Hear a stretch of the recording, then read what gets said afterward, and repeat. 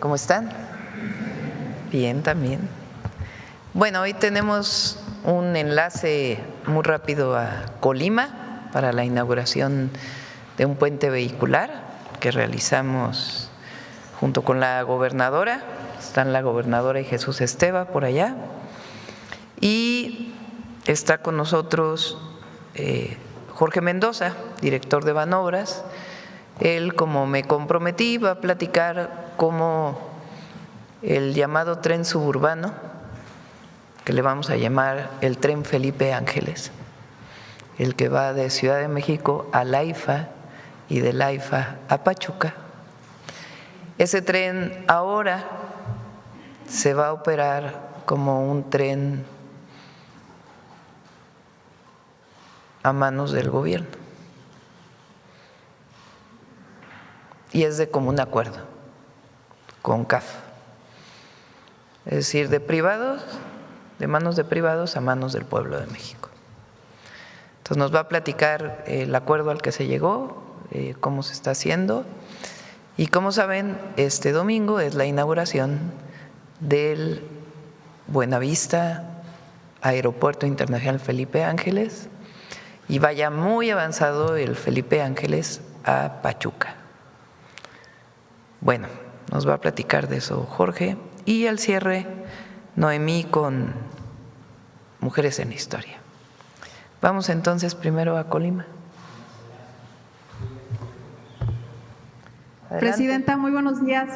Siempre es un gusto saludarla, pero hoy estamos especialmente contentos las y los colimenses. Nos da mucho gusto también tener en Colima la visita del secretario de Infraestructura, Comunicaciones y Transportes. Como bien lo comentaba, estamos por inaugurar, abrir este puente vehicular que llevará el nombre de una maestra colimense que ha sido muy destacada en nuestro estado, que fue también promotora de la participación política de las mujeres, presidenta municipal por allá de 1955, una de las primeras mujeres presidentas municipales, Celsa Virgen Pérez. Y para nosotras, las y los colimenses, este puente tiene un gran significado.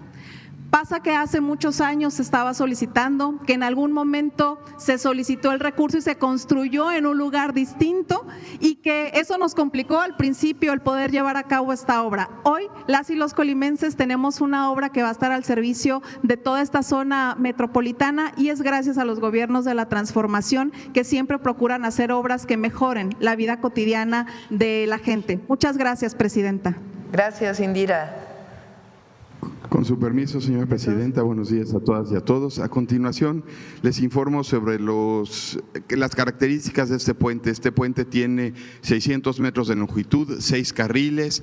En total, se hizo en 8 meses.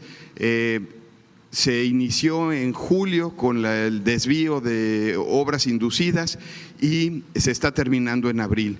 Es una intersección importante, es el tercer anillo, cruza sobre Avenida Venustiano Carranza, y esto ayuda a la movilidad entre Colima y Villa de Álvarez. En las imágenes se está viendo cómo se construyó, cómo fue avanzando su proceso constructivo. Es un puente con cimentaciones con pilas profundas y con traves de concreto. Aquí agradecer siempre a los trabajadores, a las empresas, a los ingenieros, que son quienes ya no vemos, pero que son quienes los realizan. Y adicionalmente a este puente, decía yo, 600 metros de longitud y 436 millones de pesos de inversión, estamos también inaugurando el día de hoy otros 2 puentes. Si pasan a la siguiente imagen. Estamos inaugurando también el puente del Chical. Este puente tiene 736 metros de longitud, una inversión de 137 millones de pesos. Estaba previsto terminarse en agosto y se está ya abriendo el día de hoy también en Coquimatlán. Este cruza el río Armería y conecta las comunidades del Chical y Coquimatlán. Y pasamos a la siguiente, a la última, que es el puente Presa Las Trancas. Este es un puente de 600 metros de longitud, se invirtieron 86 millones de pesos. Estaba también programado para terminarse en agosto y hoy se está abriendo en total. Bueno, esto comunica al municipio de Ixtlahuacán, las comunidades de La Presa y de Cuaután. Y en total hoy estamos abriendo casi 2 kilómetros de longitud a Colima, en el estado, de viaductos, de puentes. ¿Y es cuánto, Presidenta? Gracias. Entonces son 3 puentes que se inauguran. Sí, Presidenta, hoy nos encontramos en la ciudad de Colima, pero simultáneamente se están abriendo los otros 2 y en un momento más damos el banderazo para que ya se abra completo a la operación este carril. Todos los carriles de este menciona nuevamente los nombres de los 3 puentes que se están inaugurando en Colima. Es el puente Celsa Virgen Pérez, en el tercer anillo periférico, el puente que está en la comunidad del Chical, en el municipio de Coquimatlán, y el puente que comunica las comunidades Presa, Las Trancas, en el municipio de Ixtlahuacán. 2 kilómetros de puentes en el estado de Colima. Pues va. Estamos muy agradecidos, Presidenta. Adelante. Y a la cuenta de 3, pues vamos a dar paso a los vehículos. Una. A ver, yo les cuento desde aquí. 1, 2, 3. Adelante.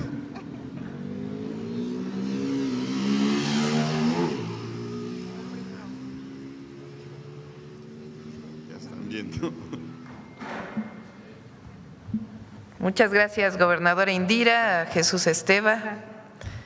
Está también allá Christopher Lucas, que es el director general del Centro SICT en Colima, y Marisol Neri, que es secretaria de Infraestructura de Colima. Felicidades. Muchas gracias. Gracias, Presidente. Un saludo al pueblo de Colima. Bueno, ahora sí, Jorge.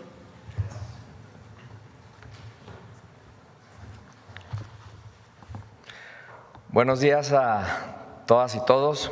Con su permiso, Presidenta. Como les comentó hace unos minutos la Presidenta de la República, hoy estamos muy contentos porque hemos llegado a un acuerdo con CAF, que es una empresa española, y con Omnitren, una empresa mexicana, para adquirir su participación en el tren suburbano. Con esto, el Estado mexicano ya llega al 100% de la posición accionaria en este tren. Es decir, este tren pasa de mano de los privados a manos del pueblo de México.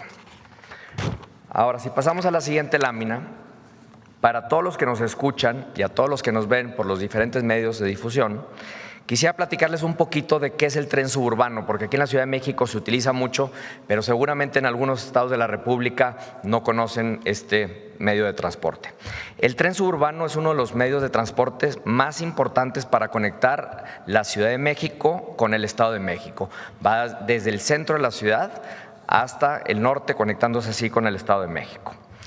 Y este medio de transporte cobra una gran relevancia, es un activo muy importante, porque va a funcionar como un punto de partida para los trenes que van desde el centro de la Ciudad de México hasta el aeropuerto Felipe Ángeles, luego hasta Pachuca, y también para los trenes del norte que van a pasar por Querétaro.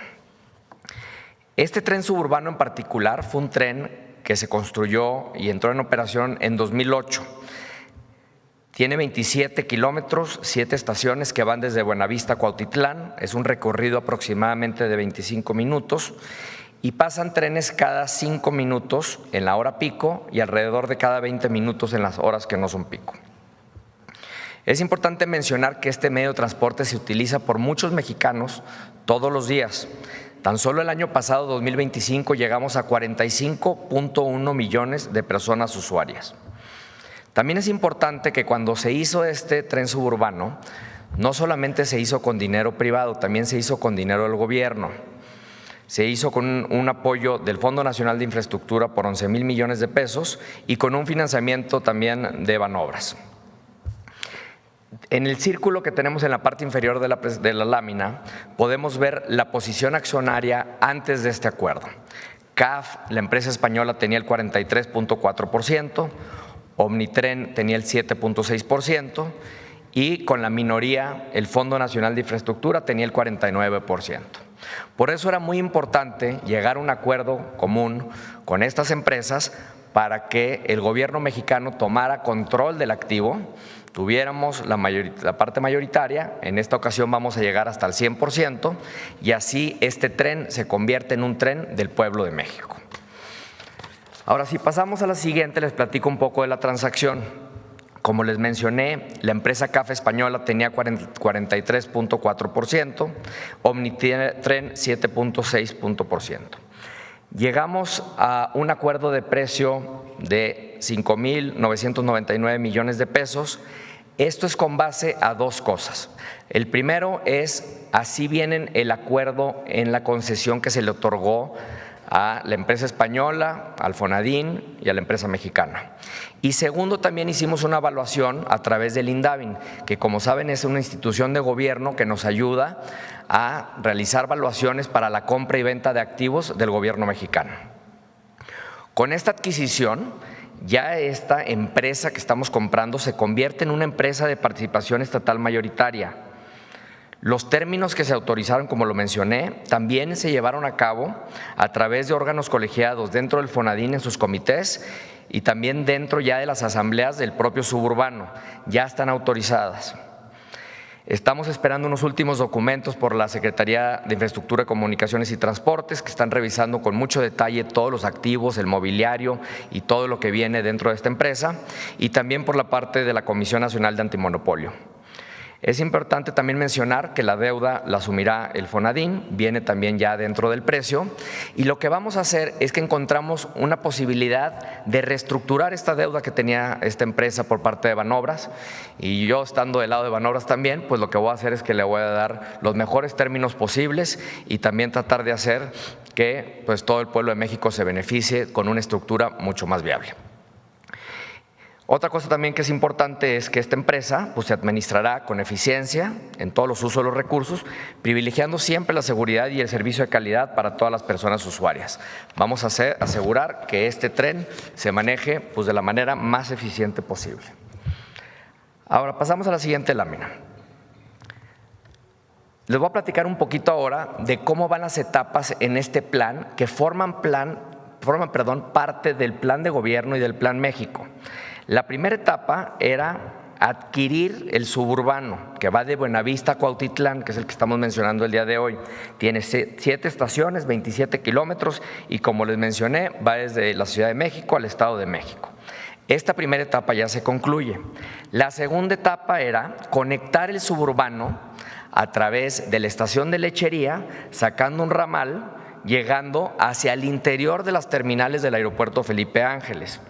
Aquí también nos da mucho gusto anunciar que este domingo la Presidenta de la República va a inaugurar este ramal, este tren que va desde Lechería al aeropuerto Felipe Ángeles, que también son 7 estaciones, 23 kilómetros y se encuentra principalmente en el Estado de México. Entonces vamos a tener un tren funcional que va desde el centro de la Ciudad de México para todos los pasajeros y que los va a dejar adentro del aeropuerto Felipe Ángeles, así mejorando la conectividad de lo tanto que hemos hablado en los últimos años. La tercera etapa, y ya está en construcción, es el tren que va del aeropuerto Felipe Ángeles a Pachuca. Ahí son 6 estaciones, 57 kilómetros y va desde el Estado de México hacia Hidalgo. Y como saben, y se ha platicado en otras mañaneras, vamos rápido, ya está la maquinaria, ya tenemos derecho de vía y lo vamos a estar concluyendo muy pronto. Y finalmente, hacia adelante, lo que mencioné también al principio es que todo esto que estamos haciendo forma parte del plan de trenes de pasajeros de la República.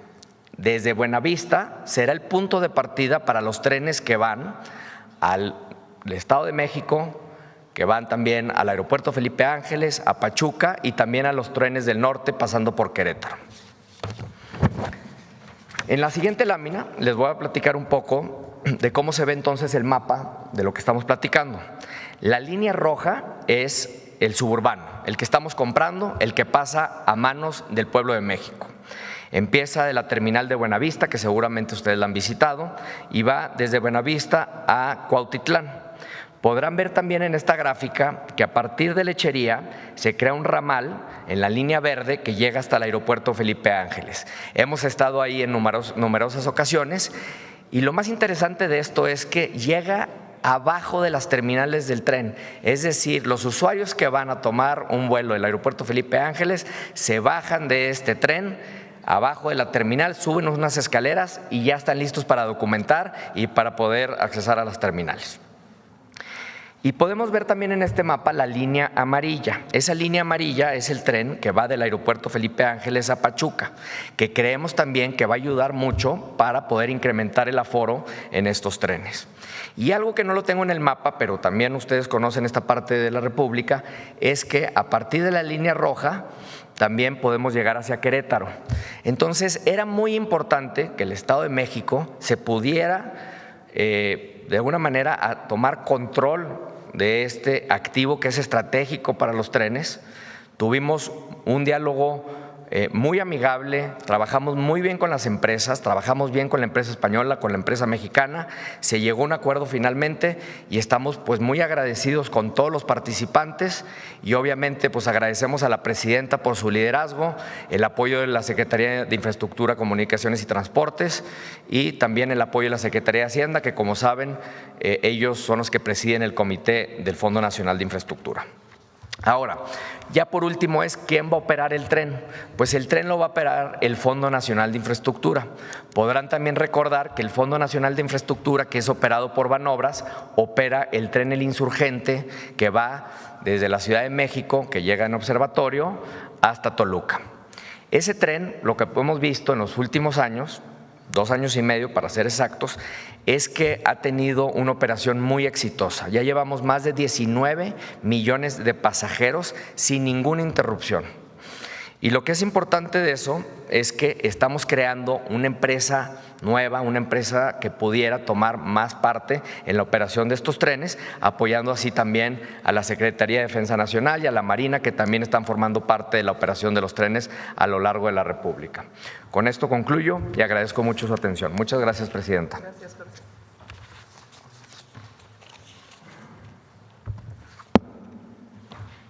Pues esta es la información del día de hoy y vamos por las preguntas. Vamos a ver quién no haya preguntado. La compañera allá atrás.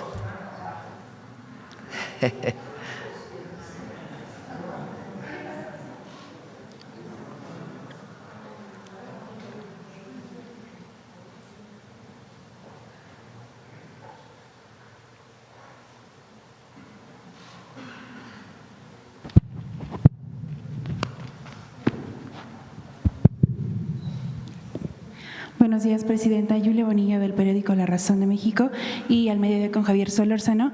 La primera pregunta es, primero, ¿en qué términos queda el encargo que ahora asume Luisa María Alcalde para la consejería? ¿Cuándo ocuparía ya el cargo? Ella entra el 1 de mayo, tiene que haber obviamente la transición tanto en la Consejería Jurídica como el proceso que tengan que seguir el Partido Morena. Queda la duda saber si en el transcurso de estas horas hubo alguna actualización sobre la secretaria del Bienestar. ¿Estuvo trascendiendo o se insistió en este rumor sobre que ella asumiría algún cargo dentro del partido de Morena? ¿Le ha comunicado algo o ha cambiado su opinión? No, apenas la voy a ver el fin de semana. Tiene rato que no veo a Ariadna. Ella está muy ocupada con el tema de la credencialización del Servicio Universal de Salud y apenas el fin de semana nos va a acompañar a la gira por Hidalgo. Okay. Y también consultarle si contempla algún cambio en la Embajada de México en Estados Unidos para sustituir a Esteban Moctezuma. Trascendió que estamos proponiendo a Roberto Lázari o Lázari, ¿cómo se dice? ¿Lázari o Lázari? Lázari como embajador en Estados Unidos. Tiene que seguir todo un procedimiento, por eso no lo habíamos hecho público. Apenas se tiene que enviar a Estados Unidos y ver si Estados Unidos aceptan este proceso. Roberto, él trabajó mucho tiempo en Hacienda con Rogelio Ramírez de la O, tiene una muy buena relación con todo el gobierno de México y también con las contrapartes en Estados Unidos. porque esa era una de sus funciones en la Secretaría de Hacienda. Lo nombré en Nacional Financiera y en muy poco tiempo transformó Nacional Financiera. Se están abriendo mayor número de créditos y un fondo especial para la promoción de la innovación tecnológica. Y pues hoy el tema principal con Estados Unidos pues es el tema comercial. Además pues de toda la relación histórica con Estados Unidos y de nuestros connacionales allá. Entonces por eso, pero pues tiene que aceptar primero Estados Unidos, es todo un proceso. Ayer trascendió, entonces pues es importante que de todas maneras se comente. Okay. Y bueno, hablando de eso… Y Esteban, que ha desarrollado una excelente labor, ahora nos está ayudando en 2 temas particulares y lo está haciendo de manera extraordinaria, como ha hecho su trabajo en la embajada todo el tiempo. Él nos está ayudando con temas de transporte, que esperemos que ya podamos llegar a un acuerdo pronto. El tema del gusano barrenador también, que la apertura de la frontera para el ganado y otros temas que nos ha ayudado mucho Esteban. Tengo la mejor consideración de él y le estamos proponiendo otro espacio que ya lo diré en su momento. ¿En el exterior o dentro del territorio? Bueno, en su gabinete directamente. Ya lo voy a mencionar en su momento, pero es parte pues del equipo de gobierno que tenemos. Gracias, presidenta. Hablando de Estados Unidos, preguntar sobre la actualización del caso sobre los agentes que intervinieron aquí en el operativo en Chihuahua. El gobierno de Estados Unidos se ha comunicado con su administración para pedir alguna explicación sobre el accidente donde murieron estos 2 agentes estadounidenses. ¿Explicación sobre el accidente? Sobre el accidente o sobre el contexto en el que, o sea, ellos han reclamado extendido algún reclamo. Ayer también por medio de la vocería de la Casa Blanca se externaba que el presidente pues esperaba algo de compasión u otro tipo de postura. Sí, fíjense ahí cómo no hay suficiente información después al presidente Trump. Lo primero que dije aquí en la mañanera y lo expresé incluso al embajador de manera personal el día que vino con el embajador Greer, fue mis condolencias por el fallecimiento de estos ciudadanos estadounidenses. Eso es independientemente de cualquier cosa. Primero está lo humano y la solidaridad, el apoyo a sus familias y el sentimiento y el pésame a las personas que fallecieron, a todos, a los mexicanos y a los estadounidenses. Eso es lo primero. Y aquí lo dije en la mañanera. Y después se lo expresé de manera personal al embajador cuando estuvo aquí con el embajador Greer. Esa parte humana, eso está por encima de todo y eso hay que hacerlo siempre. Es una obligación moral, ética, el tener consideración por las víctimas, en este caso víctimas de un accidente. Entonces eso es lo primero. Y después de ahí pues ya viene la parte que tiene que ver con el cumplimiento de las leyes, la Constitución y la Ley de Seguridad Nacional, que es en qué condiciones estas personas estaban trabajando en colaboración con la Fiscalía General de Justicia del Gobierno de Chihuahua o del Estado de Chihuahua. Y eso es lo que hemos estado comentando. Ayer usted comentaba que buscaría vía telefónica a la gobernadora, ¿ya entabló este diálogo con ella? La busqué ayer, no estaba en la oficina. Contestó el secretario particular.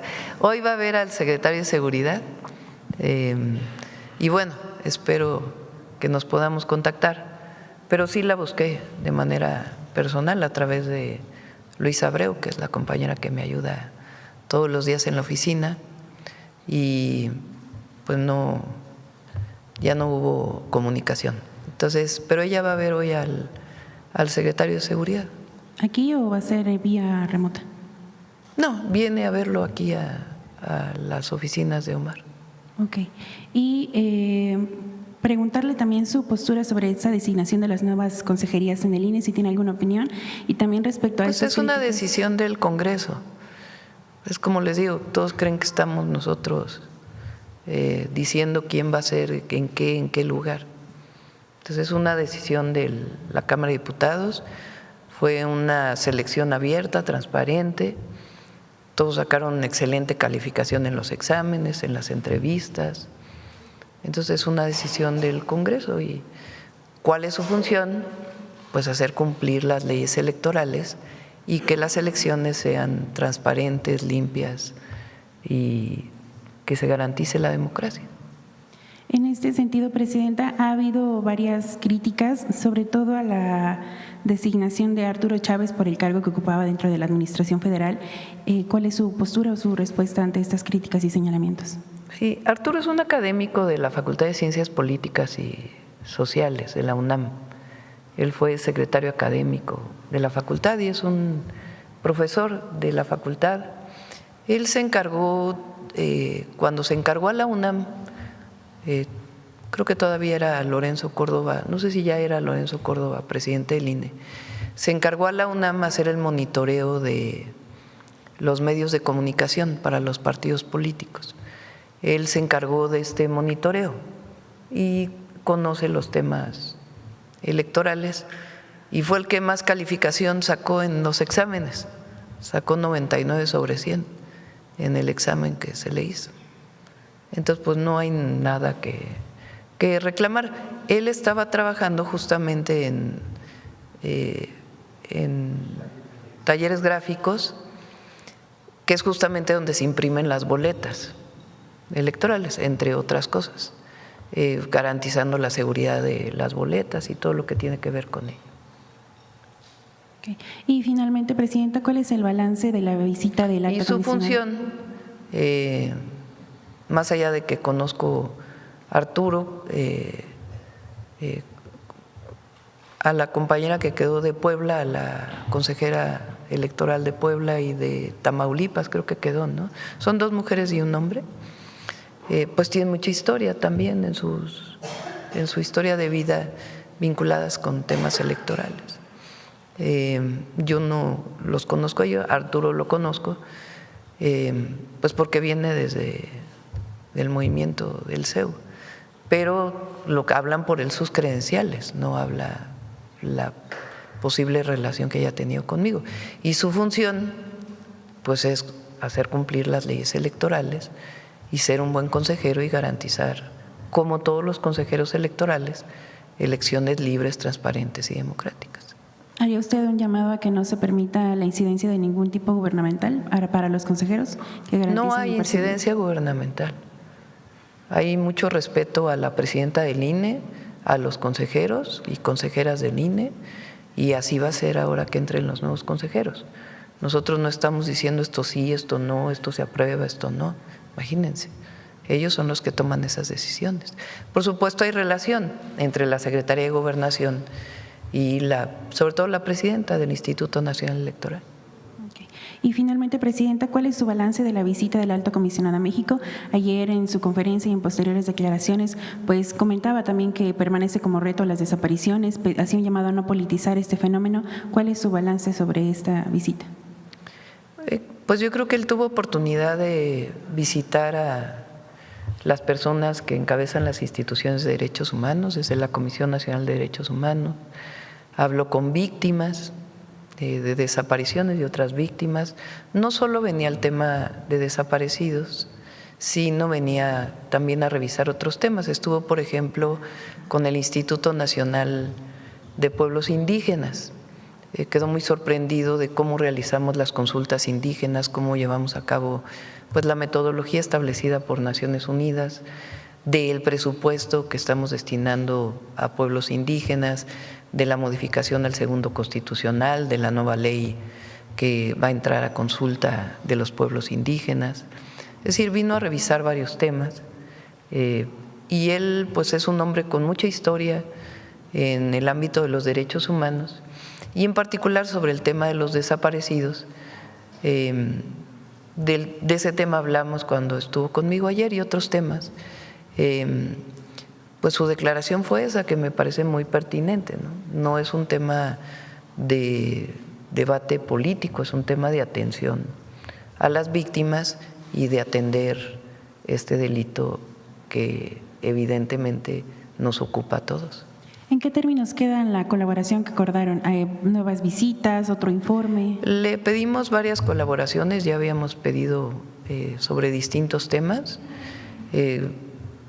pueblos indígenas, temas relacionados con, en general, protección de activistas en el país, el tema también de desaparecidos y otros muchos temas relacionados con derechos humanos en México, y se mostró pues muy amable en el sentido de, a través de su representación en México y la representación de Naciones Unidas en México, abrir todos estos canales de colaboración. Ok, y nada más la precisión, regresando rápido al tema del caso de Chihuahua, ¿sí se envió la solicitud de información para que Estados Unidos dio alguna respuesta a esto o todavía no? Ya lo vamos a informar poco a poco. Gracias, presidenta. Vamos por acá. El compañero de Uno TV que hace rato que está preguntando, y está más bien con la mano alzada y no le habíamos dado la oportunidad. Aquí está. Muchas gracias, presidenta. Buenos días. Julio Sánchez, de Uno TV. Quisiera pues abordar este tema de lo ocurrido en Chihuahua. Mi primera pregunta sería, ¿las amenazas de Donald Trump de invadir México se materializaron, pero no de manera convencional, sino disfrazadas en operaciones clandestinas, presidenta? No. Aquí lo que hubo fue una falta de una autoridad estatal. Eso es lo que es en el fondo esto. Una colaboración que pidió el gobierno del estado de Chihuahua o la Fiscalía del estado de Chihuahua, pues está en ese proceso de revisión a una agencia de los Estados Unidos para realizar actividades, operaciones. Ayer salió en las redes sociales una declaración del secretario de Seguridad de Chihuahua de hace como un mes. La vi, no la tenía, me la mandó Paulina y Belmont. Es una declaración que hace diciendo que están pidiendo ellos y que tienen una colaboración con el gobierno de los Estados Unidos y las agencias. O sea, lo dice explícitamente el secretario de Seguridad, lo ha dicho el fiscal general de Justicia del estado de Chihuahua. La falta es de ellos, de pedir la colaboración. Por supuesto, el gobierno de los Estados Unidos, el embajador, debería de haber informado a las instancias federales. Pero la principal falla está en el gobierno estatal, que solicitó esta colaboración. Y eso está en contra de la Constitución y de la Ley de Seguridad Nacional. Entonces, hoy pedí al Consejo de Seguridad que se reuniera y que enviaran un comunicado a todos los gobernadores, a los 31 gobernadores y a la jefa de gobierno, para recordarles cuáles son las leyes para la colaboración en materia de seguridad con cualquier gobierno del mundo y en particular con el gobierno de los Estados Unidos.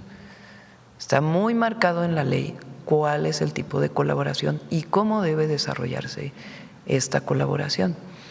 Y ahí, además, pues la comunicación de relaciones exteriores con el embajador de los Estados Unidos para que pueda detallarse toda la información. Entonces, aquí hay una falta. Entiendo que fue llamada la gobernadora y el fiscal a comparecer ante el Senado, y es importante que ellos expliquen bajo qué condiciones se dio esta colaboración. Pero pues hay una falla del gobierno o del fiscal o del secretario del estado de Chihuahua, porque no se está cumpliendo con el marco jurídico ni con la Constitución en materia de colaboración en seguridad, en particular con las agencias de Estados Unidos. Es precisamente lo que le iba a preguntar. ¿Esto merecería entonces la destitución del fiscal del estado de Chihuahua? Pues tienen que determinarlo la propia gobernadora y el Senado, y nosotros pues estamos revisando. Pero tiene que darse la explicación por parte del gobierno de Chihuahua. La gobernadora ha dicho que lo sabía la Secretaría de la Defensa Nacional. Esto es falso. En un operativo realizado ese día participó la Defensa Nacional, como participa en muchos operativos a solicitud de los gabinetes de seguridad o de las fiscalías de los estados. Pero eso no quiere decir que la Secretaría de la Defensa o el comandante de la zona o de la región supiera que había presencia de ciudadanos estadounidenses en operativos o en la capacitación. Entonces, sí es muy importante que aclare el gobierno de Chihuahua y que que se cumpla con la ley, porque yo juré hacer cumplir la Constitución y las leyes. La gobernadora también juró. El fiscal también. El fiscal también. Entonces hay que cumplir con la Constitución y las leyes. Eso no está a debate. Es una obligación en el momento que asumes un cargo de servicio público. Entonces, estamos colaborando muy bien con Estados Unidos. Estamos trabajando muy bien con Estados Unidos en materia de seguridad y en otros temas, como siempre hemos dicho, podemos tener nuestras diferencias, pero eso no quiere decir que no haya colaboración. Entonces es muy importante que el marco en el que establecimos la cooperación y la colaboración se respete por los gobernadores de los estados y en particular la gobernadora, y también por el gobierno de Estados Unidos y de todos los servidores públicos del gobierno federal. Justo ahora que dice por el gobierno de los Estados Unidos, ¿se violó este acuerdo, este marco de entendimiento en materia de seguridad, lo violó Estados Unidos?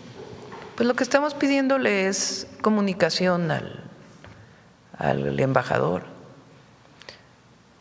para saber bajo qué condiciones se dio esta colaboración con un gobierno de los estados y reiterarle que cualquier colaboración con un gobierno de un estado tiene que pasar necesariamente por la Secretaría de Relaciones Exteriores, que así está establecido en nuestra ley.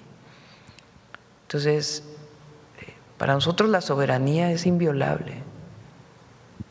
Entonces, eso tiene que quedar muy claro. Y lo he mantenido así, no solamente por convicción personal, sino porque esa es mi función como presidenta de la República. Y así tiene que mantenerse.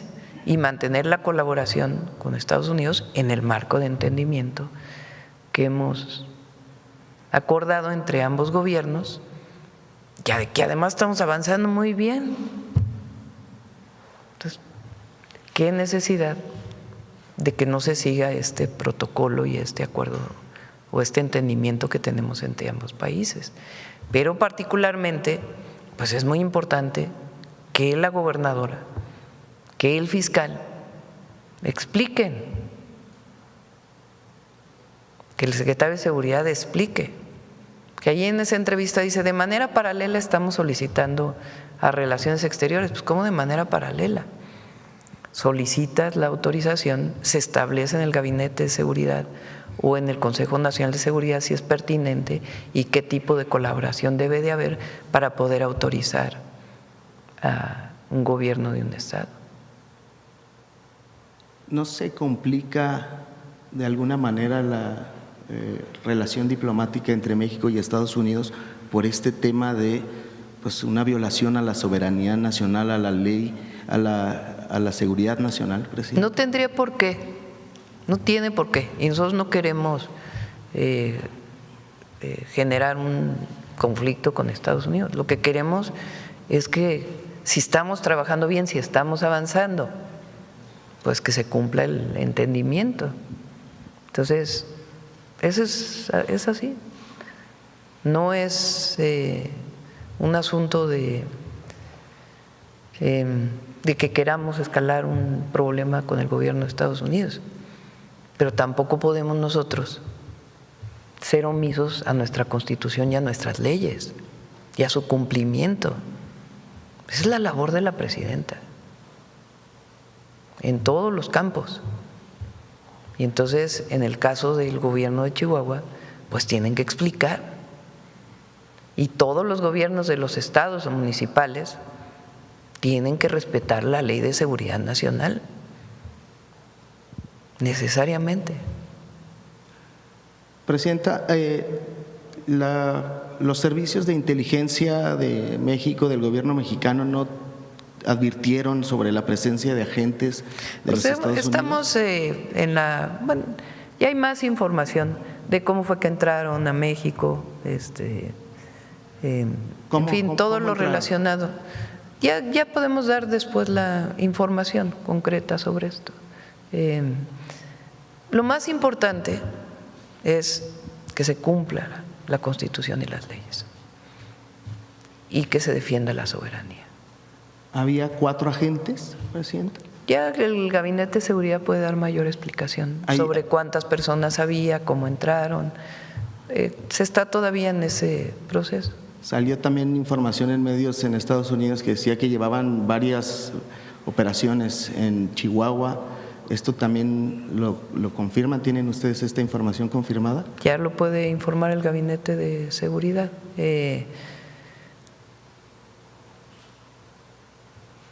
Los gobiernos de los estados, y es lo principal, tienen que cumplir con las leyes. Sí o sí. Eso no es opcional. Cumplir con la ley no es opcional. Y la Ley de Seguridad Nacional es tan clara que no tiene lugar a interpretaciones. Es muy clara, absolutamente clara. Vuélvelo a poner si quieres. Lo que leímos ayer. Deberán abstenerse de realizar gestiones directas ante autoridades distintas de la Secretaría de Relaciones Exteriores o de las dependencias que corresponden en términos de los respectivos convenios de cooperación internacional suscritos por el Estado mexicano en materia de seguridad y que contribuyan a preservar la seguridad nacional.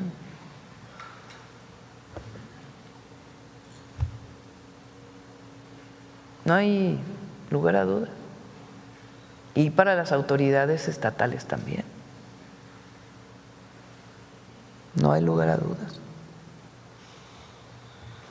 Entonces, soberanía y cumplimiento de la ley. No puede ser que cuando se hable del Estado de Derecho sea para unas cosas sí y para otras no. Y esa es una particularidad, pues, de algunos sectores de nuestro país. Para algunas cosas sí, para algunas cosas no. Y tampoco es un problema político o un asunto más allá de este tema con la gobernadora de Chihuahua o con el fiscal de Chihuahua o con el secretario de Seguridad de Chihuahua. Es un asunto de cumplimiento de la ley. Entonces, es lo que nos corresponde. Es decir, la soberanía es inviolable. Tampoco es cuestión de interpretación. Entonces, ¿cómo se presta un gobierno estatal a la violación de una ley?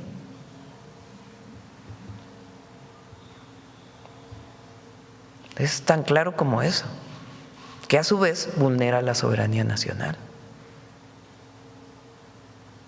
Entonces ahora, ay, que si la presidenta no sabía, que la presidenta sabe todo, ay, que si el CNI no sabía, que el CNI sabe todo, que si, no, pues lo que quieren es desviar un asunto de fondo, que es que había una agencia colaborando con un gobierno estatal sin haber dado parte a la Secretaría de Relaciones Exteriores, cumpliendo con la Ley de Seguridad Nacional. Y eso tiene que ser así. Tiene que ser así, no está sujeto a interpretación. La soberanía la tienen que defender todas y todos los mexicanos. ¿Se va a reunir usted con la gobernadora? Pues hoy se va a reunir con el secretario. Repito, ayer la busqué, sí, a través de Luisa Abreu con su secretario particular, pero pues no se comunicó y va a ir hoy con el secretario Omar. De acuerdo. Presidenta, quisiera abordar otros dos temas, si me permite, y con eso concluyo. Con respecto a la visita del Alto Comisionado de Naciones Unidas, ha habido también otros organismos internacionales que hablan de una crisis en México en materia de desapariciones.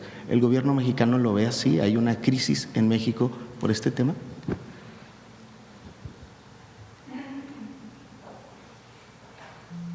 Es que quieren, las preguntas como las hacen, quieren que la presidenta diga cosas. Nosotros hemos reconocido que hay un delito de desaparición en nuestro país.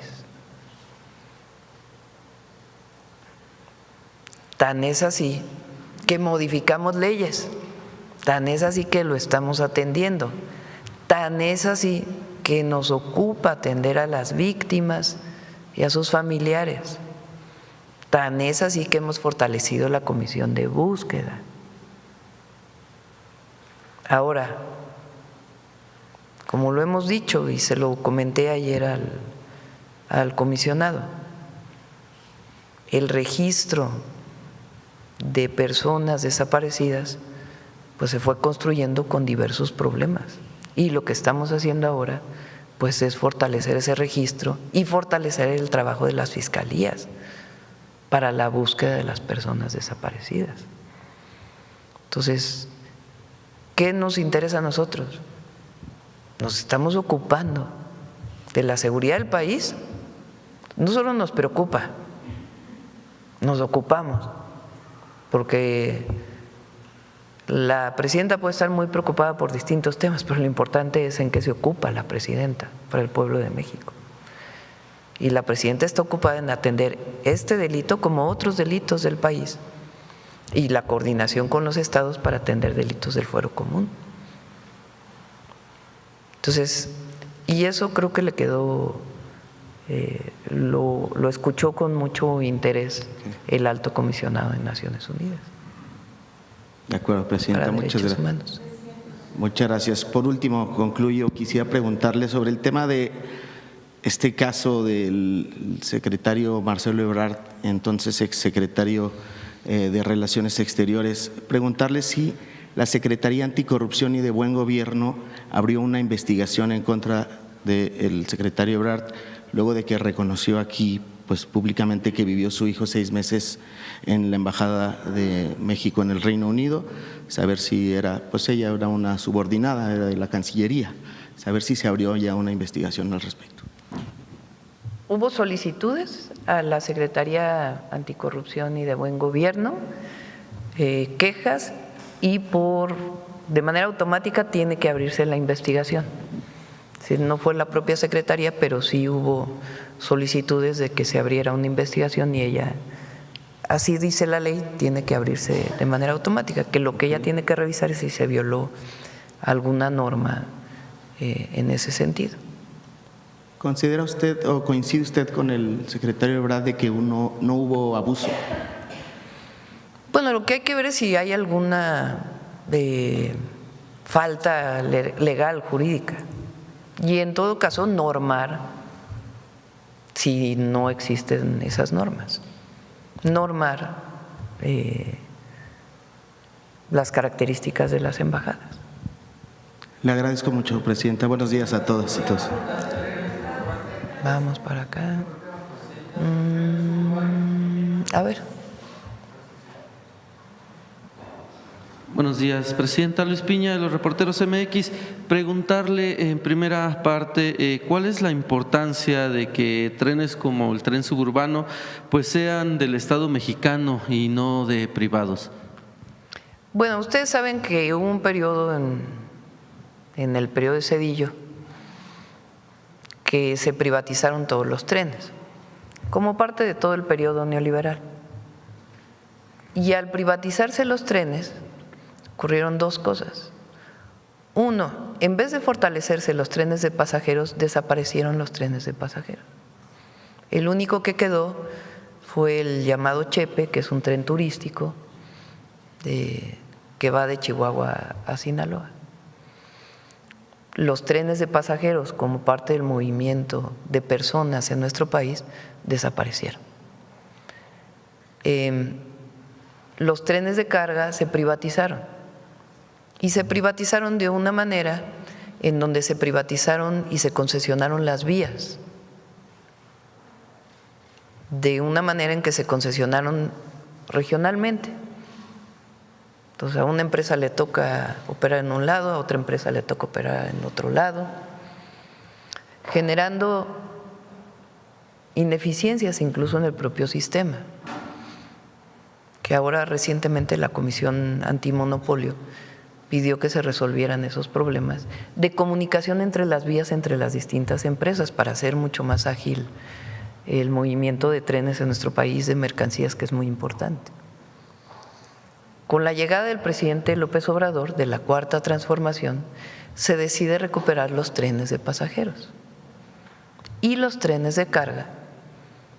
Se modifica la Constitución en el 2024 para garantizar que el Estado también tiene toda la atribución para operar los trenes.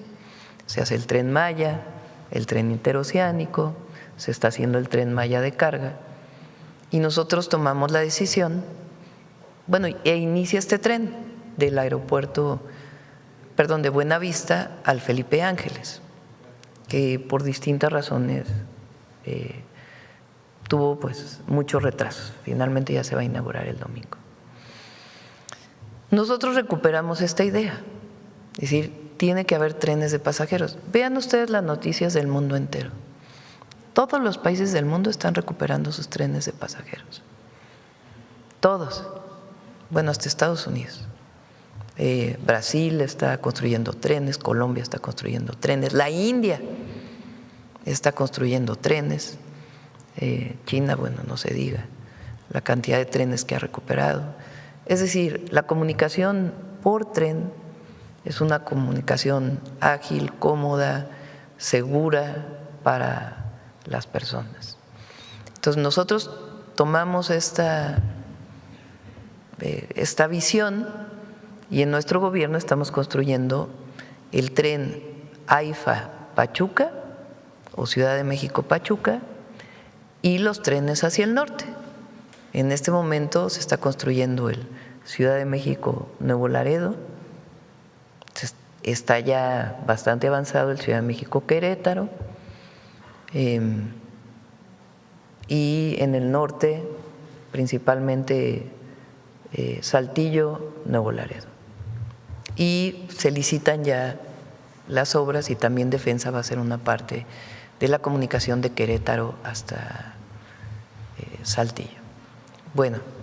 Por otro lado, estamos haciendo el Ciudad de México, Querétaro, León, en este momento está construyendo hasta Irapuato, León, Guadalajara, y se está haciendo el proyecto ejecutivo de Guadalajara hasta Nogales, que es la recuperación de los trenes de pasajeros. Y estamos valorando el Ciudad de México-Veracruz, a partir de las mismas vías de carga que pudieran generar las condiciones para tener un transporte de pasajeros. Ahora, existía desde la época de Fox, creo que inició este tren, ¿verdad? Calderón, inició el tren, creo que con Fox inició, porque a mí me tocó un debate con Dueje sobre el segundo piso, ya se hablaba del tren suburbano, y lo hicieron con privados. Ahora, ¿qué problema tiene la operación? Si se queda Ciudad de México, Cuautitlán privado y luego todo lo demás público, pues va a tener problemas de operación. Entonces la decisión que se tomó es recuperar para el pueblo de México el Ciudad de México Cuautitlán, y hubo un acuerdo con las empresas, no se les planteó y hubo una negociación y se acordó esta compra. Entonces ahora toda la red pues va a poder ser operada de manera pública. En el tema de accesibilidad, pues, en algún lugar puede haber un privado de pasajeros que se desarrolle, pero digamos las troncales que estamos desarrollando pues son públicas. En el tema de accesibilidad, presidenta, y ahora que, como usted lo comenta, pasa a ser parte del Estado mexicano, el tren suburbano, y con la conectividad que también… Tren Felipe Ángeles, ya le vamos a el decir. tren Felipe Ángeles, y que tiene pues esta conexión con el metro de Buenavista, ¿existe la posibilidad de que se pueda acceder con la tarjeta de movilidad integral? Sí. ¿Quieres comentar eso? Bueno, escuché la segunda pregunta también, entonces aprovechamos las dos. La primera es, vamos a hacer, hoy en día no está con la tarjeta, la TUMI, que es la tarjeta integrada, pero vamos a tener los sistemas para que puedan utilizar ambas tarjetas y puedan utilizar también la tarjeta del metro, del interurbano y tal, también en este sistema. Entonces sí vamos a hacerlo compatible.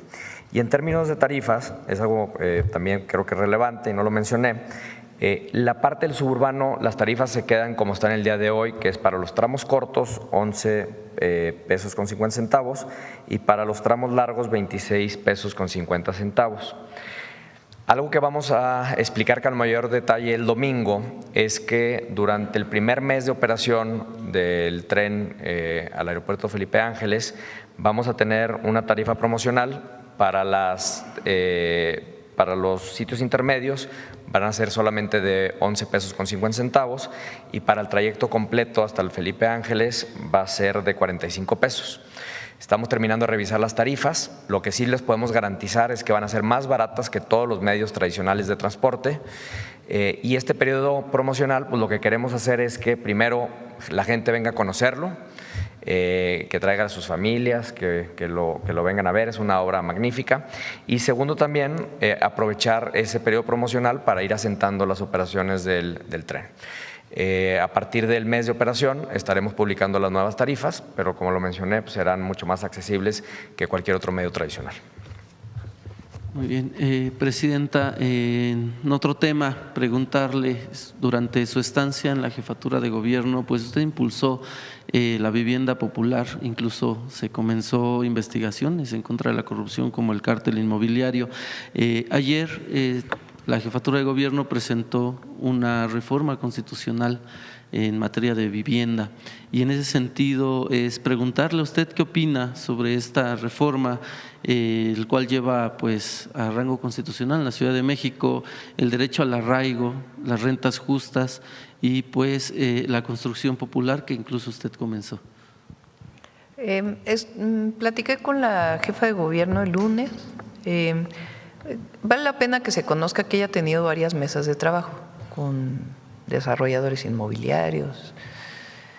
La vivienda, particularmente en la Ciudad de México, se ha incrementado muchísimo. Las rentas y la compra de vivienda. Bueno, ustedes lo saben, todos los que viven en la ciudad, lo saben la dificultad que es adquirir una vivienda. Y procesos que se llaman de gentrificación que se han dado en varios lugares, que no es que se esté en contra del desarrollo inmobiliario, nada más tiene que ser pues de manera legal y en aquellos lugares donde haya agua pues hay que construir, donde no hay agua pues es absurdo estar construyendo en aquellos lugares en donde no hay suficiente acceso al agua potable. Entonces tiene que compatibilizarse el acceso a los servicios y el derecho a la vivienda. Entonces ha habido varias mesas de trabajo en la Ciudad de México donde se ha incorporado la opinión, pues tanto de los habitantes de la ciudad como de desarrolladores inmobiliarios. Entonces es compatible el derecho a la vivienda con el desarrollo inmobiliario, pero también tiene que haber construcción de vivienda social, como lo estamos haciendo nosotros. Son 1.800.000 viviendas que cuestan la vivienda máximo 700,000 pesos. Aquí en la ciudad no se puede encontrar una vivienda en menos de 4 millones de pesos, no sé, un departamento pequeño.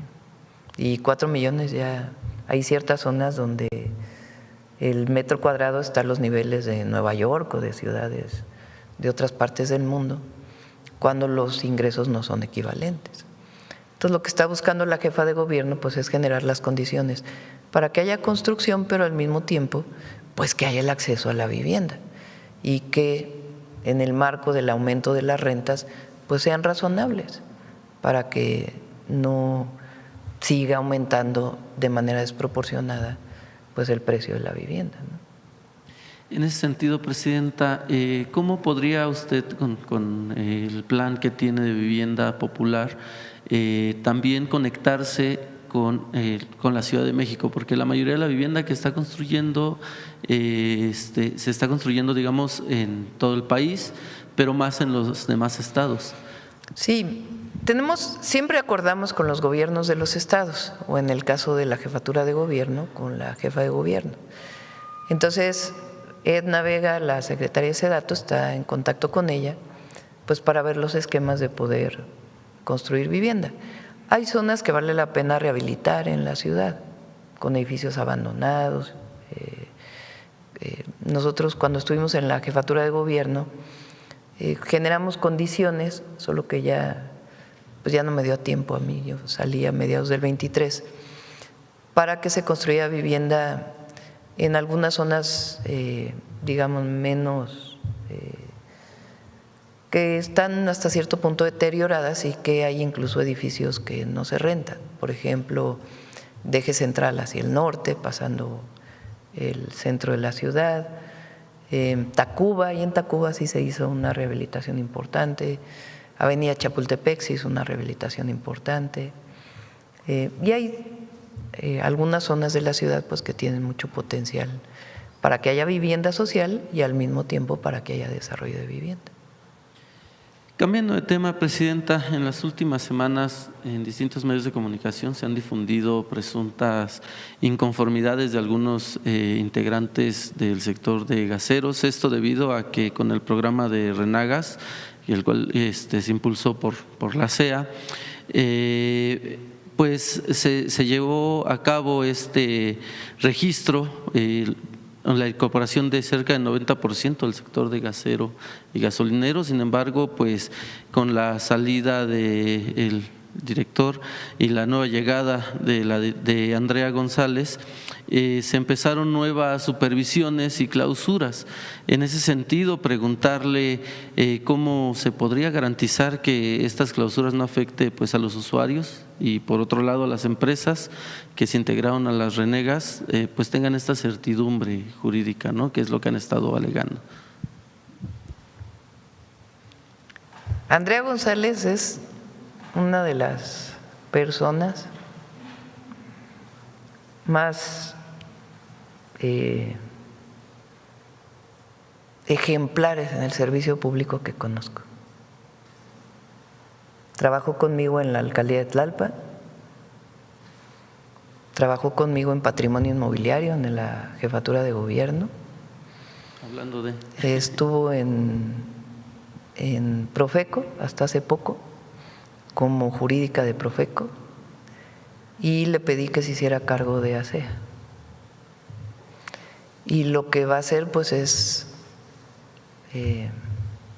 poner en orden ahí. Es ejemplar, Andrea, ejemplar, incorruptible. Entonces, bueno, habrá gasolineros que no están de acuerdo, ¿verdad? Muy bien.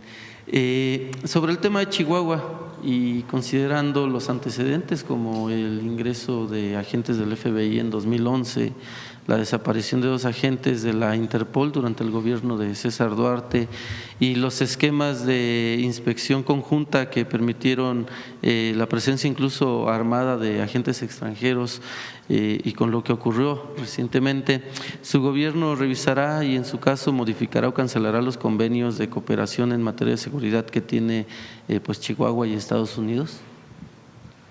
Que tenemos que averiguar primero es qué convenios hay, qué acuerdos hay. Es parte de lo que el secretario García Harfuch le va a preguntar a la gobernadora de Chihuahua.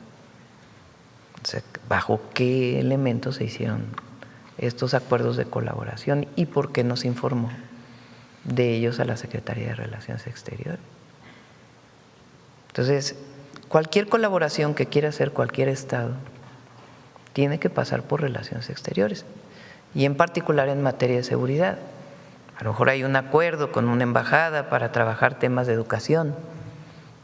Por supuesto, tiene que haber información a la Secretaría de Relaciones Exteriores, pero particularmente en los temas de seguridad, pues es importante que se siga la Ley de Seguridad Nacional, particularmente cuando se trata de agencias de otros países y en particular de Estados Unidos.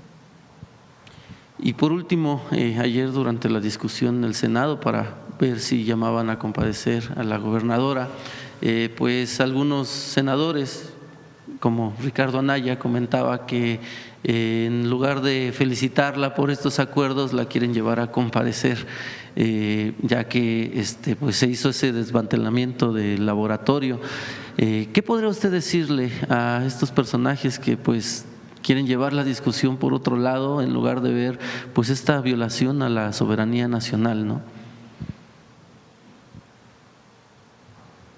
El PAN particularmente, los senadores, tienen una posición distinta a la nuestra, muy parecida a cómo gobernó Calderón.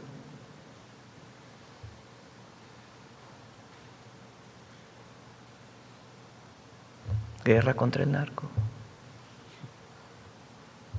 entrada de las agencias de Estados Unidos a participar en operativos. Esa es su visión. Bueno, tienen una visión tan antipatriota que ellos son los que van a Estados Unidos a hablar mal del gobierno de México y a pedir la intervención de Estados Unidos en México. Esa es la visión de ellos. Y nosotros no. Nuestra visión, le he dicho desde el primer momento, se le he dicho en persona al presidente Trump, se le he dicho por teléfono al presidente Trump, se le he dicho al embajador de Estados Unidos. Pero además lo increíble es que hemos avanzado bajo esa característica. Colaboración, coordinación, pero no subordinación. Y los 4 principios, pon los 4 principios, que están en el marco de entendimiento. Entonces, ¿ahora qué quieren poner? No, la presidenta no quiere nada con el gobierno de Estados Unidos. La presidenta ni siquiera le dio las condolencias a las personas que fallecieron. La presidenta se niega a recibir apoyo de los Estados Unidos porque en realidad no quiere atender la seguridad en el país. La presidenta no quiere llegar a acuerdos con el gobierno de los Estados Unidos porque, imagínense ellos, hay colusión con la delincuencia organizada. Ese es su discurso, cuando la única colusión con la delincuencia organizada que se ha probado, pues es la de ellos.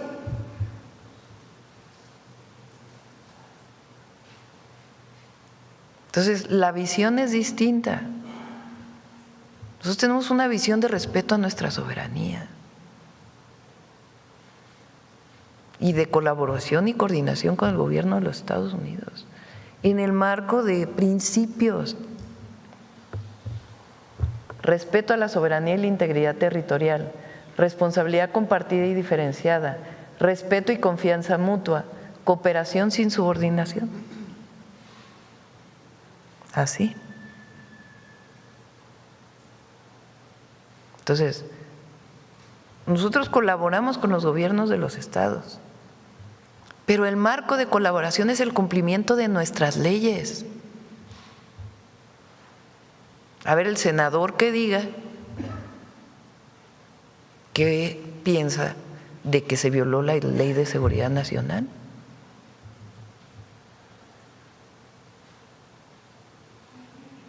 Porque él también juró respetar la ley y la Constitución. Entonces, ellos tienen una visión de subordinación. Ellos vienen de una historia del conservadurismo en México. Ellos provienen de Santa Anna. Ellos provienen de aquellos mexicanos que fueron a buscar que Maximiliano viniera a gobernar a México. Ellos defienden a Porfirio Díaz. Ellos no estuvieron de acuerdo, se formó el PAN con la expropiación petrolera porque no estuvieron de acuerdo. Ellos querían que siguieran las empresas extranjeras explotando el petróleo en México, violando incluso la ley laboral. Esa es su visión, esa es la visión de la derecha mexicana. La visión de ellos, con el daño que le hicieron a México, es la de la privatización de todas las empresas públicas, acompañada de corrupción. Esa es su visión. Entonces, por eso él felicita que se haya hecho esta colaboración. Sí, nada más que tiene un pequeñísimo detalle. No está aprobada por la ley.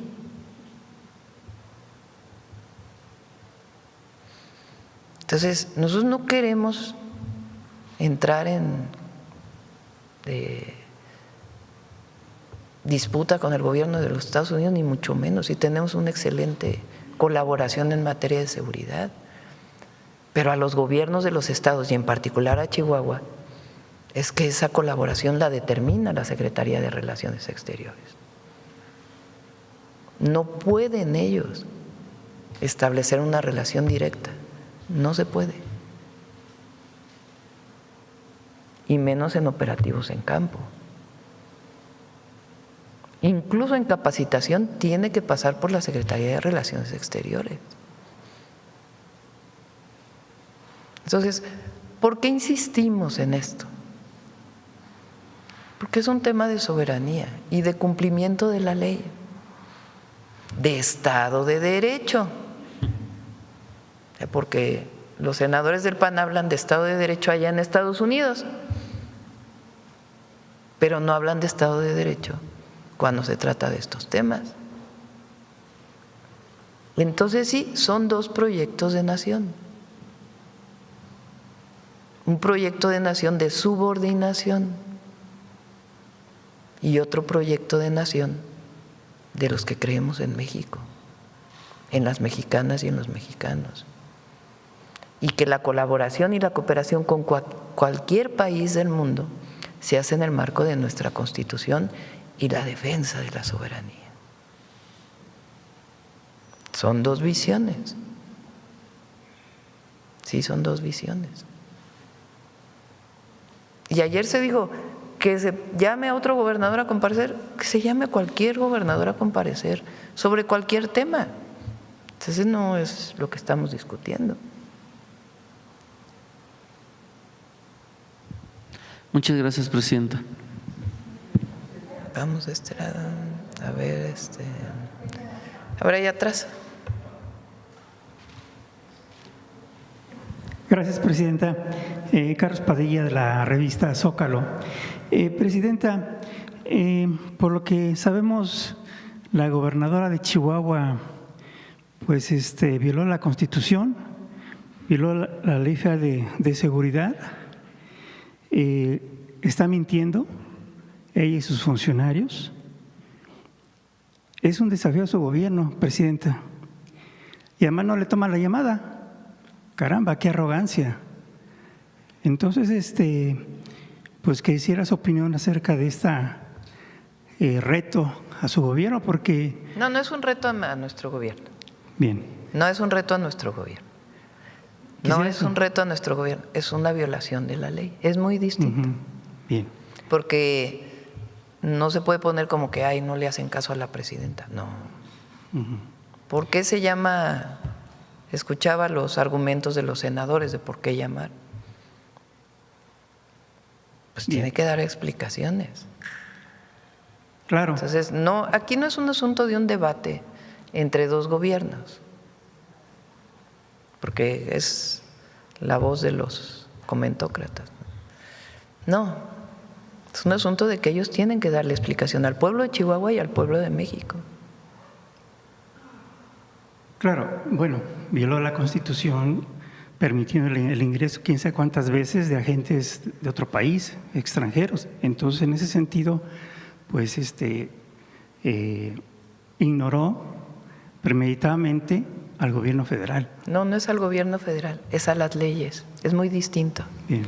Porque podemos tener diferencias entre nosotros y además con la gobernadora colaboramos en muchos temas y trabajamos bien en muchos temas. Pero en este caso particular, ella tiene que dar explicaciones, pero porque faltó a los principios de una ley, no del gobierno federal, de una ley. Claro. ¿Qué esperaría de esta situación? Bueno, pues ella tiene primero que dar las explicaciones correspondientes. Es lo primero, ¿no? O sea, antes que nada, pues que dé todas las explicaciones. Y su fiscal, porque finalmente esa colaboración fue con su fiscal. El estado de Chihuahua fue de los primeros estados que hizo las fiscalías autónomas. Entonces el fiscal pues tiene que dar la explicación también. Bien. Presidenta, hace unos días conversó con una funcionaria de Japón y al parecer se acordó, primera ministra, la ¿no? primera ministra de Japón, sí. Y se acordó o se habló, alguno de los temas fue la posible venta de petróleo a sí, Japón. Japón es uno de los países en donde se exporta petróleo. Ya habían hecho una solicitud de ellos a Pemex de poder enviar 1 millón de barriles de petróleo. Y recuerden que nosotros producimos 1.800.000 barriles al mes, al día, perdón, al día, 1.800.000 barriles al día.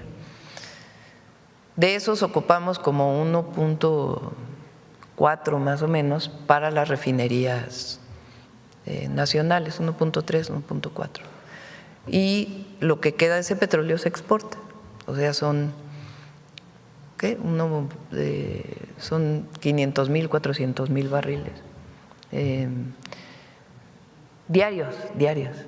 Entonces el acuerdo es 1 millón de barriles en un tiempo. Fue un acuerdo que ellos pidieron a Pemex y lo ratificamos el día que hablamos por teléfono. ¿Cuántos barriles se están exportando a Japón actualmente? A ver si nos pueden dar, pero no Japón es uno de los países a los que se exporta, Estados Unidos también y otros países. Hoy Estados Unidos pues es para sus reservas porque en realidad producen suficiente petróleo para su consumo. Entonces se incrementará la exportación de petróleo mexicano. O sea, en este momento el acuerdo fue 1 millón de barriles en un tiempo determinado a Japón. Bien. En un acuerdo con Pemex Internacional, sí. Gracias. Bueno, vamos a ver la compañera que tiene rato que no. Buenos días, Presidenta. Gracias. Judith Sánchez Reyes, de Perspectivas MX y Radio Milet. Regresando al tema de Chihuahua, preguntarle si autoridades federales sabían de la existencia de este narcolaboratorio, que de acuerdo a lo que se ha documentado, pues era de grandes dimensiones, o si se hizo este hallazgo a partir de este suceso. Que el Gabinete de Seguridad informe. ¿A usted no le dieron información acerca de esto cuando sucedió el accidente? Todo esto a veces es parte de investigaciones y yo soy muy respetuosa de que si es parte de una investigación pues se pueda dar la información a partir de las autoridades correspondientes. ¿Habrá una fecha? Hay diario, pon la transparencia del Gabinete de Seguridad, ¿cuántos laboratorios se han desmantelado en México desde que llegamos nosotros? Nada más para poner todo en contexto, ¿no? Porque si no parece como que fue un laboratorio.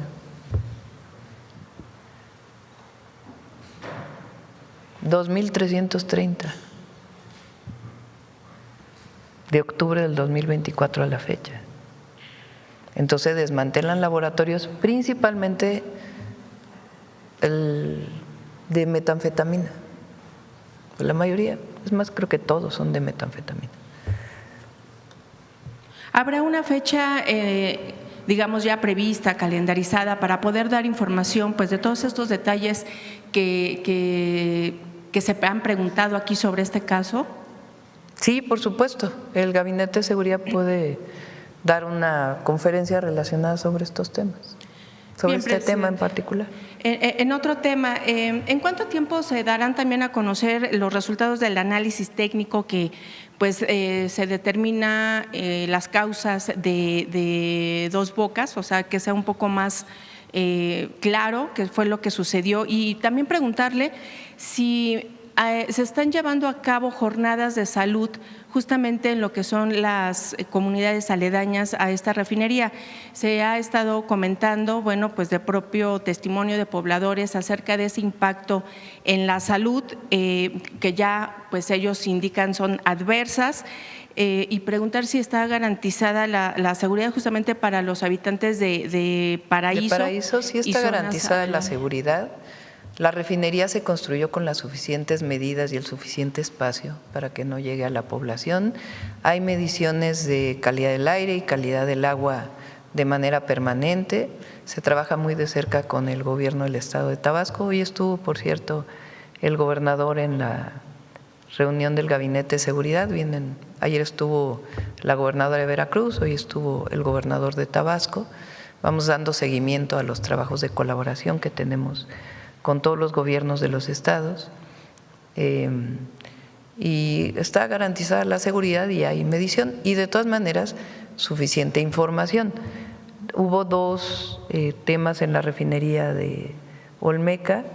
Uno fue un incendio fuera de la refinería, que está toda la investigación por parte de la Fiscalía General de la República, y luego hubo recientemente un encendido de una zona de almacenamiento de coque que fue muy rápidamente controlada, y también de todas maneras la Fiscalía frente a estas situaciones hace investigaciones.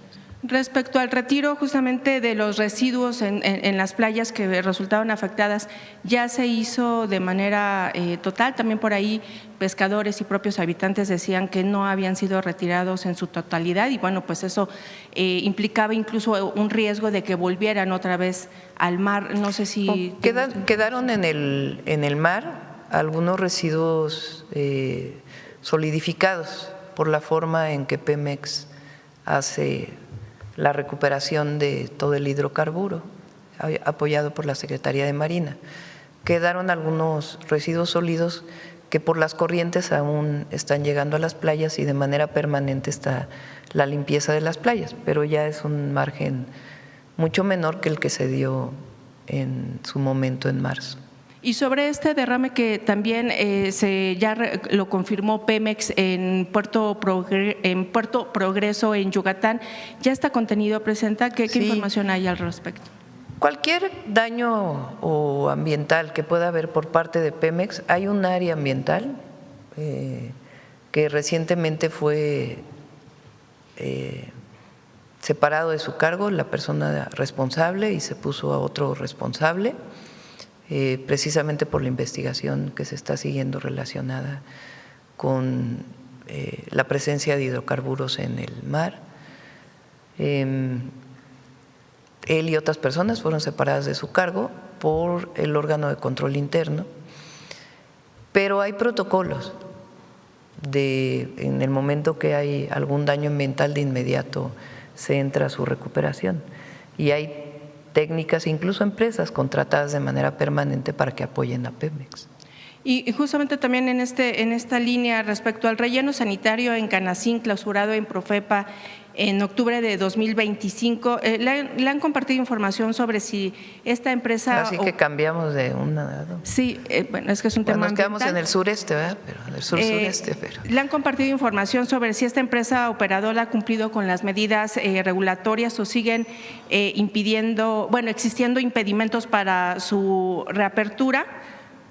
Los rellenos sanitarios son atribución de los municipios o de los estados, y Profepa hace revisiones en caso de que no haya cumplimiento en algunas zonas, o las propias autoridades estatales. Vamos a pedirle a Profepa que en este caso pueda informar. Bien, Presidenta. Y bueno, en un tema de salud quiero comentarle un asunto que está sucediendo pues en el gremio médico. Se ha comenzado a denunciar que algunas aseguradoras están cometiendo fraude en lo que tiene que ver, con el seguro de responsabilidad profesional médica que contratan ante una denuncia penal o civil. Esto se da a conocer a partir del caso del doctor José Zamora, un médico anestesiólogo, a quien dos aseguradoras lo dejaron solo durante un proceso legal, aún y cuando cumplió con todos sus pagos de ambas pólizas. En este caso se señala pues que una de estas empresas de nombre Médica Legal Center y a un perito oficial del estado de Coahuila de actuar de manera coordinada para extorsionar al médico y obtener un beneficio económico.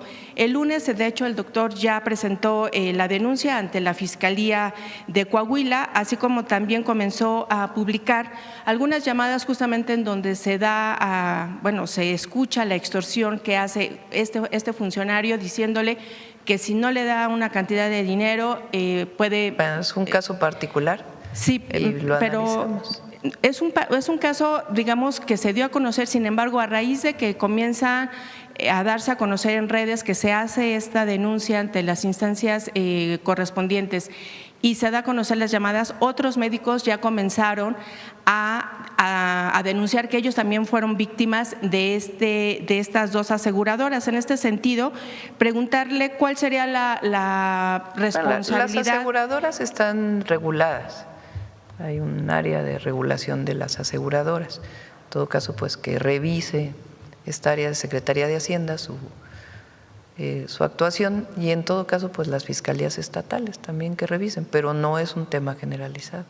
Será si acaso de estas dos aseguradoras. ¿Y qué garantías hay justamente para los médicos? Hay que preguntarle al gobierno del estado. O sea, los médicos están protegidos. No se puede hacer de un caso particular una generalización a todo el país.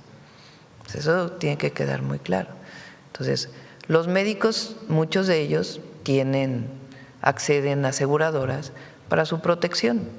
Entonces, estos casos particulares que comentas, pues vamos a pedirle al área el área de Hacienda que regula las aseguradoras que pueda revisarlo y los gobiernos de los estados, pues que hagan también su investigación en caso de que un funcionario público esté participando en un acto ilegal. Sí, porque ellos lo que manejan es justamente que han obtenido o que contratan esta póliza para garantía de ellos como profesionales de la salud, pero también para los pacientes y sus familias. Y al final del día los han dejado solos. Bueno, en este caso… O sea, porque no, pero hay ya varias denuncias, Presidente. O sea, no es un caso generalizado. Son dos aseguradoras que estás denunciando hoy aquí en la mañanera y pues que se revisen como otros casos que se denuncian. Bueno, las denuncias las hacen los médicos y solamente vengo a plantear el tema. Finalmente, Presidenta, sobre el asunto… ¿Cuántas preguntas van? ¿De todos? Vamos a poner una regla aquí entre todos, ¿no? ¿Cómo ven? A ver, vamos a hacer una votación. De todos, porque aquí somos muy democráticos. Ahora bajen la mano. Les voy a hacer una pregunta a todos.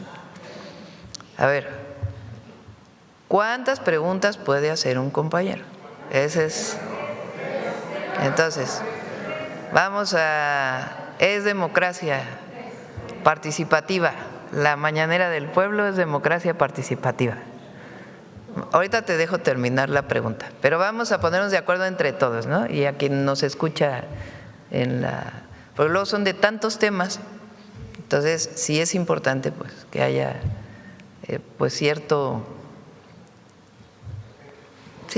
concentrarnos en ciertos temas, ¿verdad?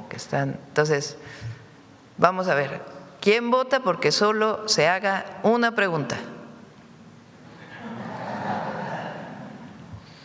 ¿Quién vota porque se hagan dos preguntas? Un compañero. ¿Quién vota porque se hagan tres preguntas? Máximo, ¿no? A ver, vamos a contarlos, ¿no?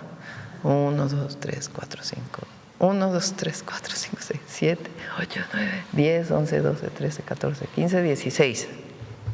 ¿Quién vota porque se hagan 4 preguntas? ¿Quién vota porque se hagan 5 preguntas?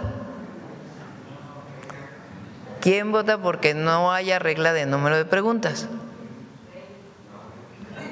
1, 2. ¿Quién vota? ¿Quién se abstuvo? Bueno, ¿les parece a todos los que nos ven, nos escuchan, que las reglas sean máximo 3 preguntas? Bueno, mayoría de todos los participantes en la mañanera. Termina, compañera, por favor. Sí, y finalmente, Presidenta, ya circula ahorita un documento que quisiera yo ver si usted me puede confirmar, en donde se da a conocer, que México, al igual que Brasil y Chile, impulsan la candidatura de Michelle Bachelet justamente para la Secretaría de la ONU. Pero también en este documento se señala que las actividades relacionadas con el proceso de selección serán financiadas con recursos públicos. En ese sentido, ¿a qué se refiere? No hay todavía, si se ha solicitado algún apoyo para Michelle Bachelet, no hemos aprobado ningún apoyo y hace tiempo manifestamos que apoyábamos la candidatura de Michelle Bachelet. Ella fue 2 veces presidenta de Chile, una mujer con experiencia en Naciones Unidas y consideramos que es además mujer que puede desempeñar un gran papel a cargo de Naciones Unidas, pero no ha sido aprobado un presupuesto especial para ella. En caso de que lo soliciten, ¿el gobierno lo otorgará? Pues vamos a revisar con Relaciones Exteriores cuál es qué es lo que se pediría o bajo qué condiciones. Entonces, pero en principio no hay aprobado ningún recurso.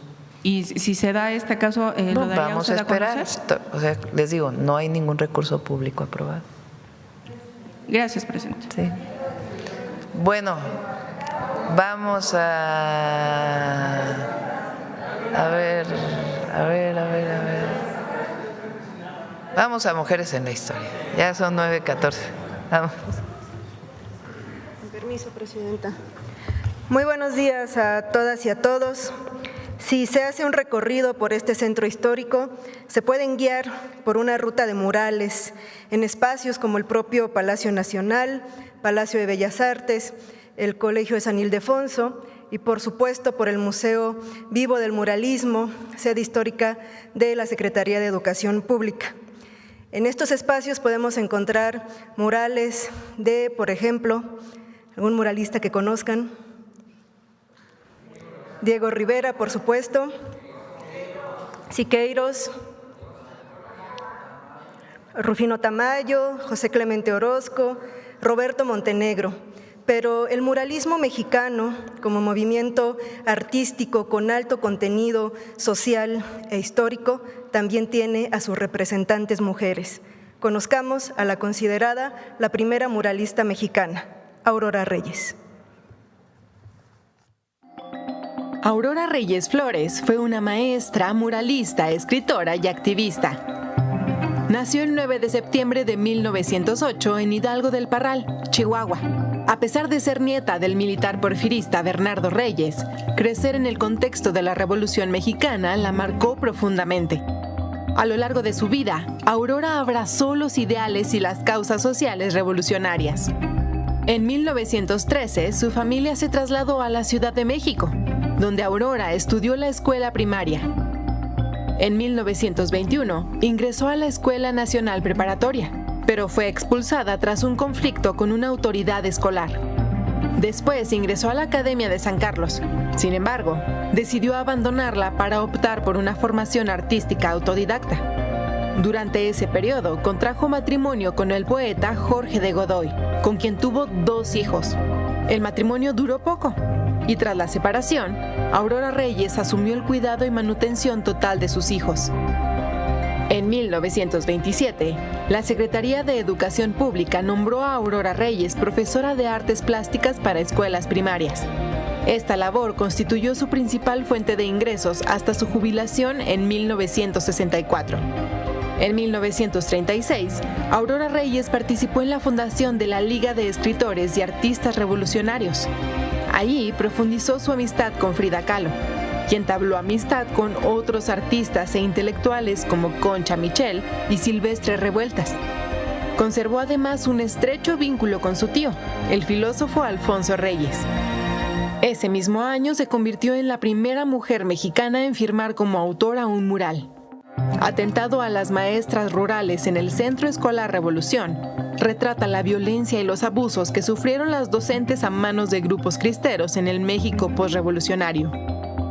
En ese mismo año, ingresó al Centro de Estudios Sociales Femeniles de México, donde fue elegida para desempeñar el cargo de secretaria de prensa. En 1937 fue electa como representante de la Unión de Escuelas Técnicas en el Congreso Nacional por la Educación Popular. También ocupó diversos cargos en sindicatos de maestros, entre ellos el Comité Ejecutivo del Sindicato de Maestros de Arte y el Sindicato de Trabajadores de la Enseñanza de la República Mexicana. En colaboración con Concha Michel y las hermanas Sara y Virginia Godínez, fundó el Instituto Revolucionario Femenino. Su labor en estos espacios se enfocó en la promoción de los derechos educativos y laborales de las mujeres, así como a la defensa del sufragio femenino, el acceso a cargos públicos, la ampliación del permiso de maternidad, el reconocimiento de tiempos para la lactancia y la creación de guarderías y escuelas destinadas a los hijos de trabajadoras. A lo largo de su trayectoria artística, Aurora Reyes produjo cerca de 50 obras de caballete y diversas acuarelas. Entre ellas destacan Feminidades, Escena Revolucionaria y La Novia de Oro. A finales de la década de los 40, incursionó en la escritura, especialmente en la poesía. Reyes regresó a los andamios hasta 1959, con la realización de Trayectoria de la Cultura en México, un imponente proyecto mural de 334.40 metros cuadrados para el Auditorio 15 de Mayo del Sindicato Nacional de Trabajadores de la Educación. La ejecución de esta obra tomó 3 años. Posteriormente, entre 1977 y 1978, pintó su último mural, El Primer Encuentro, donde pudo realizar una representación de su visión sobre la conquista.